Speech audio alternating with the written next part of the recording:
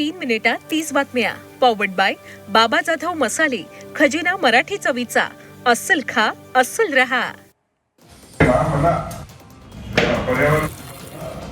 भिवंडी महापालिकेचा 1179 कोटींचा अर्थसंकल्प सादर करण्यात आलेला आहे.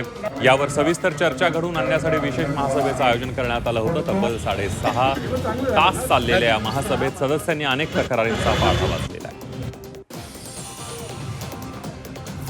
राज्यातील वाढत्या अपघातांमुळे खासगी बस वाहतुकीमध्ये सुरक्षितता वाढवण्यासाठी आरटीओनं महत्त्वाचा निर्णय घेतला आहे. रस्ता सुरक्षा निधीतून डिजिटल बस पोर्टल विकसित करण्याचा प्रस्ताव तयार करण्यात आलाय. पोर्टलमधून राज्यातील सर्व खासगी बसेसची सविस्तर आणि अद्ययावत माहिती एकाच ठिकाणी उपलब्ध होणार आहे. पश्चिम रेल्वेनं मुंबई विभागातील 55 मल्टीपर्पज स्टॉल बंद करण्याचा निर्णय घेतला. हे सर्व स्टॉल आजपासून बंद होणार आहेत. संबंधित कंत्राटांची मुदत संपत असल्यानं परवानाधारकांना स्टॉल रिकामे करण्याचे निर्देश देण्यात आले आहेत. नवीन कंत्राटदारांची नेमणूक होईपर्यंत हे स्टॉल बंद राहणार आहेत. लाडकी बहीण योजनेसाठीची ई-केवायसीतील दुरुस्ती करण्याची मुदत 31 मार्च रोजी संपते आहे.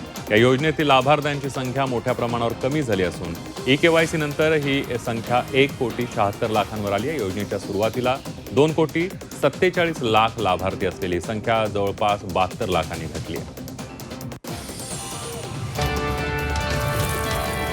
सर्वसामान्यांच्या घराचं स्वप्न पूर्ण करण्याच्या म्हाडाच्या मुंबईतील घरांच्या किमती पाहून डोळे पांढरे होण्याची वेळ आली आहे. मुंबई मंडळानं जाहीर केलेल्या अल्प उत्पन्न गटातील तब्बल 139 घरांच्या किमती 1 कोटी रुपयांपेक्षा अधिक आहेत. त्यामुळे या घरासाठी अल्प उत्पन्नधारक अर्ज करणार का? ही घरं घेणं त्यांना परवडणार का? असे प्रश्न उपस्थित होत आहेत.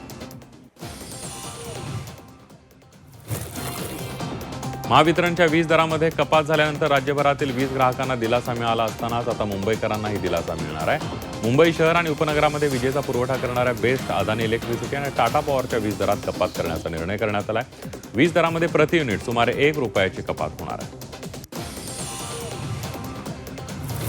आरटीई अंतर्गत प्रवेशासाठी 1 किलोमीटरचा अंतरातील शाळेची अट काढून टाकण्यात आलेली आहे आणि यानंतर मुंबई महापालिका क्षेत्रात 10,000पेक्षा अधिक पालकांनी ऑनलाईन प्रवेशासाठी नोंदणी केली आहे. 1 किलोमीटरची अट हटवल्यानंतर पालकांनी चांगला प्रतिसाद दिला.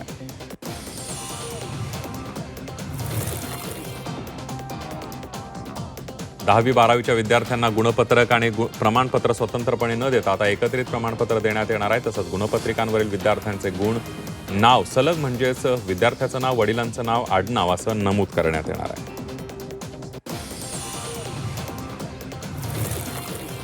मुंबई विद्यापीठाने कलिना संकुलामध्ये 200 किलोवॅट क्षमतेच्या सौर ऊर्जा प्रकल्पाची अंमलबजावणी सुरू केली आहे. संकुलातील 6 इमारतींवर एकूण 187 किलोवॅट क्षमतेचे सौर प्रकल्प कार्यान्वित करण्यात आलेले आहेत. तर डॉक्टर बाबासाहेब आंबेडकर प्रशासकीय भवनातील 20 किलोवॅट क्षमतेचा प्रकल्प अंतिम टप्प्यात असून तो लवकरच कार्यान्वित होणार आहे.